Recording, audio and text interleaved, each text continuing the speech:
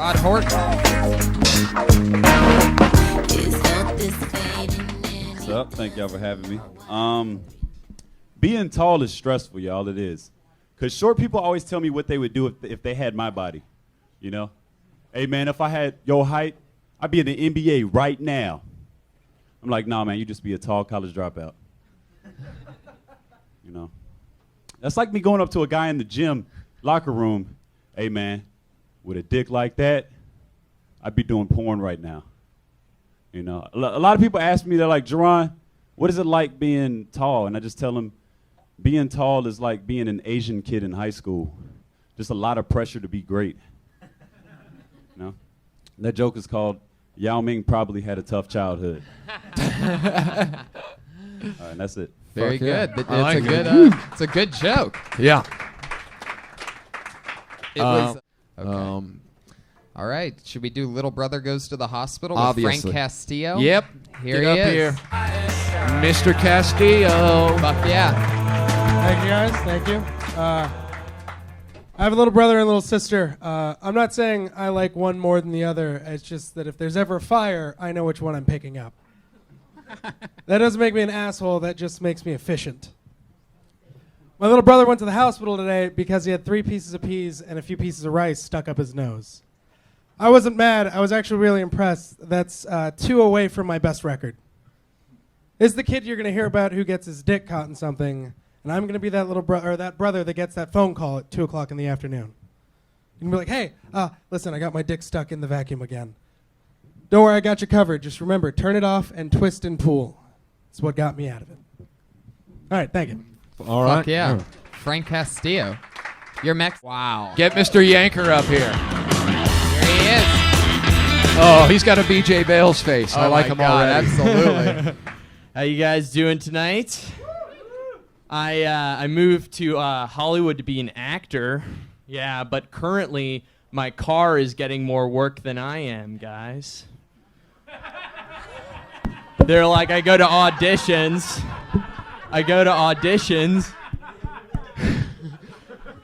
Hi-oh! I go to auditions and they're like, oh, Red Jetta, you can come back in a few hours. We're going to need that car. But I'm making a little progress. I was in a photo shoot yesterday, and they told me to get out of the shot. They were like, what the fuck are you doing here, man? You're supposed to be in the background. I fucking love you. That was amazing. Jerron Horton talking about Yeah! What's he talking about? ignorant ninjas. Ignorant ninjas. It's cool being black, you know. We get a whole month to celebrate our history. But we're always complaining about having the shortest month to celebrate our history. You know who has a shorter time than us but never complains? Sharks. You know, it's cool. Chris Rock, he said it best when he said there's black people and there's niggas. I'm tired of the ignorant niggas, y'all, for real.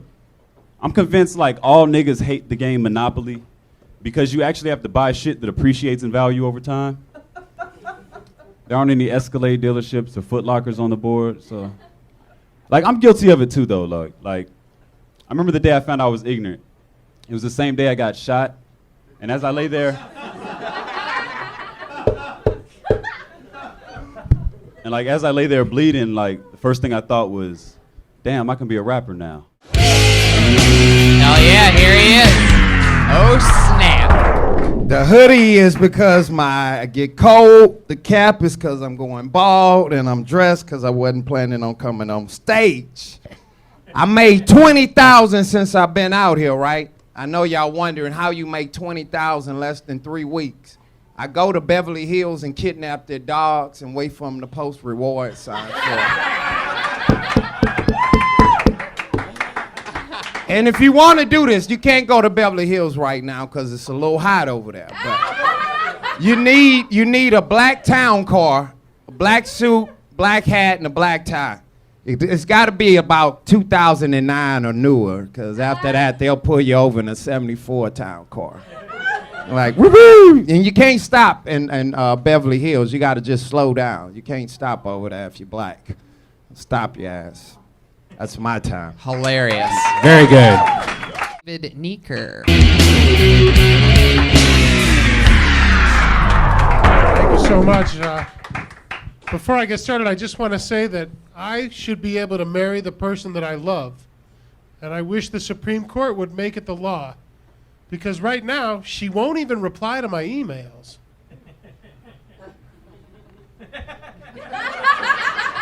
Thank you.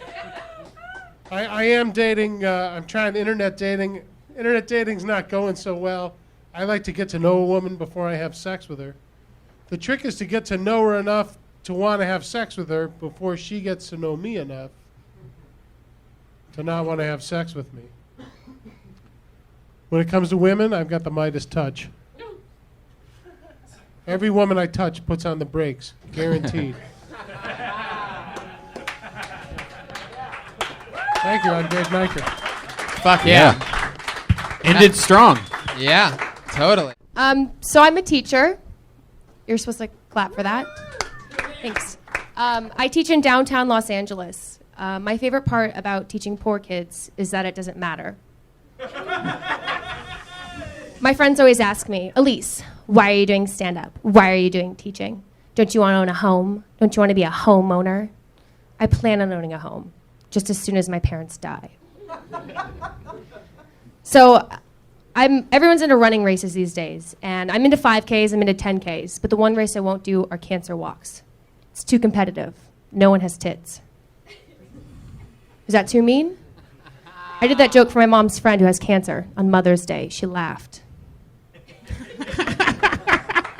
So I'm a woman doing comedy, and I just feel like I owe it to women in history before me, like Joan of Arc, or like Mother Teresa, or like Amelia Earhart.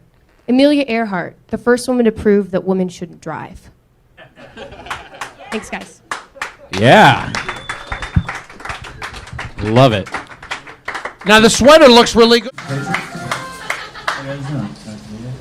Recently moved out here, you guys. I'm single. I've had some weird things happen lately. Recently I've been getting turned down more than I introduced myself. Kind of weird. I was playing basketball with my roommate the other day, and he was like, "Yo, man, I met you and my friend Meg." I'm like, "Oh, who's Meg?" He goes, "Doesn't matter." She said no. Fuck, like, like, what bugs me out is, like, he must have showed her my Facebook profile picture, which is my headshot. So she said, like, no to me, best case scenario, which kind of, like, bugs me out. He's like, "Don't worry, dude, stay confident." I'm like, stay confident? I was like, she just turned out a photo of me that's digitally altered to make me look as best as I can. My fucking next headshot's gonna be one from my own gun. Like, I don't care anymore. This one's an O. That's true, though. It's fine. Fuck. That's about it. I don't want to. Yeah, there you go. Yeah. I knew a girl who died, and every once in a while, I remember having sex with her, and I get a little creeped out. But I guess it's okay, though. I mean, she was only dead a couple hours at the time. I used to be a racist. Now I'm just a guy black people used to beat up. Went down on a Japanese chick, got mercury poisoning. I caught one of my best buddies fucking a guy. I couldn't believe it. Shit, I almost fell off the ladder jacking off. Just got back from a short film festival. I was disappointed to find out that short film is not the politically correct term for midget porn. I'm pretty good at it. I snatched an old lady's purse. She only had $12 in it, but the spinning back fist I knocked her out with, totally fucking worth it. I'm pretty good at Brazilian Jiu-Jitsu, unless the guy I'm fighting knows Brazilian Jiu-Jitsu. Fuck yeah, Gabe Kelly. Comedy store icon. It's written by blacklist people. Every time, that's how I get up. Oh yeah. Alright, so I've been thinking a lot lately about colonial porn. No, you know they had it. Because porn has been the major force behind every piece of technology we've ever had. The internet, VHS, Brazilian waxes. Like, why not the printing press? And you're not making money off leaflets inviting people to a tea party, you know? And you'd think, because colonial people were like very prudy, it would be really uptight porn, like, oh, and then he glimpsed her ankle as she left her monthly bathing. But their society was kind of fucked up and kinky to begin with. Like, first of all, everyone's riding around with horses, so everyone's got whips and chains back at their house. And if you're really into bondage, that's what they did for punishment in the public square on Tuesday. And if you like that weird, like, food thing, they threw food at them too. And the greatest love story of the era was Pocahontas, which is interracial and underage. So you've got to think somewhere in there was two girls, one musket. Sorry, it's better if you say it right. Two Girls, One Musket's a funny little show. Yes! How's it doing? Yeah, I do look like a coked out Matthew Broderick. Jesus Christ on ice. Oh, that's what I want to see. I want to see Jesus Christ on ice. Coming to Vegas! Hey! It's bloody all... Anyway, let's move on.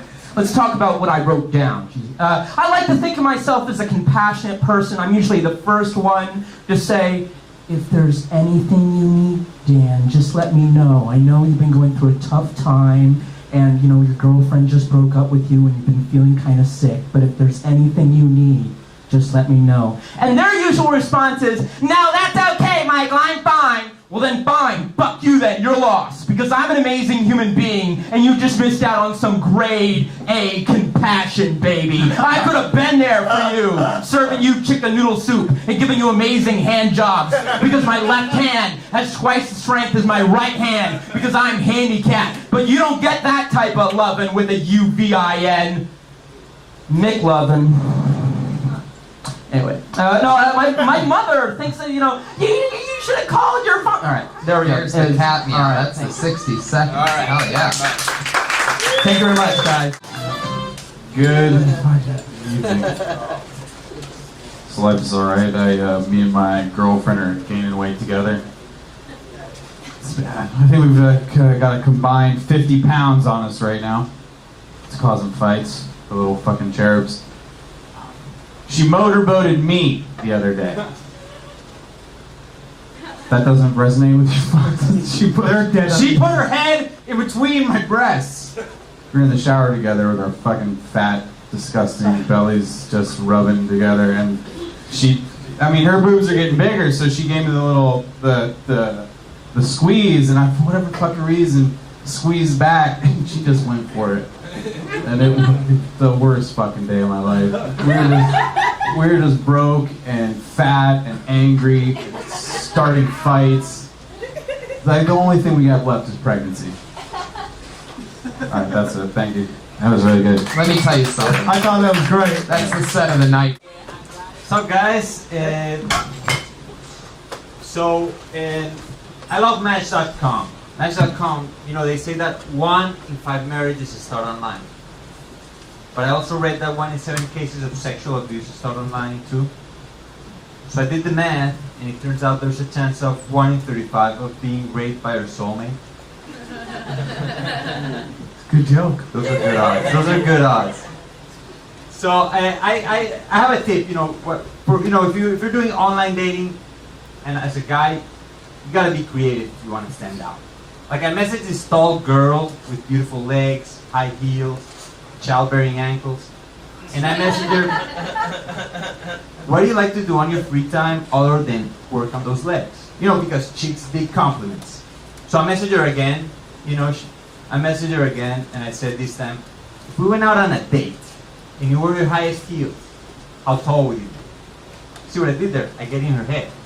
She can see herself standing next to me, wearing her highest heels, showing off her legs, feeling sassy. She didn't reply, and that's okay.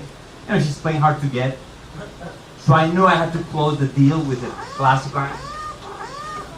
There you go. Hannah. I didn't want to kind of... Hi, y'all. Hi, y'all. What's up? I'm from Florida. I just did my first stand-up. I think you said that earlier tonight. Like my first time ever. My mom is Puerto Rican. We grew up real poor. Like, I'm familiar with the way, like, I don't know the difference between good milk, expired milk. It all tastes the same, growing up poor, we didn't have like the stuff white people had. We didn't fucking eat hummus and pick fruit and have fucking bottled water in the fridge. My mom didn't know what grade I was in, you know, like shit like that. So it was good to have white friends. I feel like that's something you need in your life when you don't have white people around. And it was always cool going out to dinner with my white friends because their parents would order appetizers. And that's something I never got. Like, that is insane. Like, you can eat before your fucking meal. And you don't have to split your plate. That's crazy. Okay, there you go. That was good. For your first time, first day.